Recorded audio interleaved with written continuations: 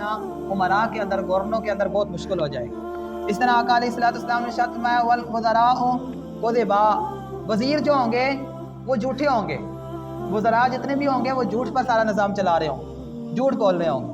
اس طرح آقا علیہ السلام نے ارشاد فرمایا والعرفاء ظلماء، جو تھوڑے سمجھدار لوگ ہوں گے نا، جن کی تھوڑی عقل زیادہ کام کرتی ہوگی، جو تھوڑے پنچایت کرنے والے ہوں گے، جرگہ کرنے والے ہوں گے، جو جن کو آپ کیا کہتے ہیں چیئرمین صاحب ہوں گے، چیئرمین قسم کے لوگ، حضور نے فرمایا وہ ظلماء، وہ ظلم کرنے والے ہوں گے، یعنی وہ حق کا فیصلہ نہیں، غریبوں کے ساتھ زیادتیاں اور پیسوں والوں کے ساتھ اچھے معاملات کرنے والے ہوں گے۔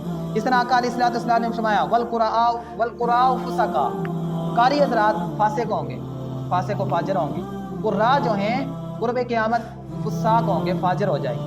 آقا علیہ السلام یہ قراء جو ہے نا، نبی رحمت صلی اللہ علیہ وسلم نے ارشاد فرمایا کہ وَهُمْ أَنْتَنُ مِنْ جِيفَةِ الْحِمَارِ، بلکہ حضور نے مثالیں بیان فرمائی قراء کی، قاریوں کی، کہ کچھ قاری جو گدھا ہے نا، اس سے بھی گدھے جو ہے اس کی بدبو سے بھی زیادہ بدبودار ہوں۔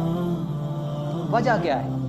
ایک صحابی حضور کے سامنے آیا، انہوں نے کہا یا رسول اللہ صلی اللہ علیہ وسلم مجھے جو برے لوگ ہیں ان کے بارے میں بتائیں۔ حضور نے فرمایا مجھ سے اچھے لوگوں کے بارے میں پوچھیں۔ انہوں نے کہا یا رسول اللہ نہیں، مجھے برے لوگوں کے بارے میں۔ آقا علیہ السلام نے ارشاد فرمایا مجھے اچھے لوگوں کے بارے میں پوچھیں۔ تیسری مرتبہ جب پوچھا تو آقا علیہ السلام نے ارشاد فرمایا کہ میرے امت کے سب سے برے لوگ علماء اور حفاظ ہوں گے، لیکن آگے کیا فرمایا؟ آگے فرمایا سب سے اچھے لوگ بھی میری امت کے علماء اور قراء ہوں گے۔ اب ایک عالم دین اگر عمل نہیں کرتا، ایک عالم دین اپنے دین پر عمل نہیں کرتا، اس کا یہی رتبہ ہے کہ وہ نبی رحمت صلی اللہ علیہ وسلم کی حدیث کا مفہوم جو ہے، آقا علیہ السلام نے ارشاد فرمایا کہ وہ بدترین لوگ ہوں۔ اللہ کے حضور نے فرمایا کہ آسمان کے نیچے سب سے بدترین قوم، سب سے بدترین لوگ حضور نے فرمایا علماء، اور سب سے اچھے لوگ بھی حضور نے فرمایا علماء۔ دونوں کیٹیگری حضور نے بیان فرمایا۔ جو عالم دین اگر عمل نہیں کرتا تو وہ سب سے بدترین ہے، سب سے برا ہے، اور اگر عمل والا ہے تو سب سے اچھا وہ ہے۔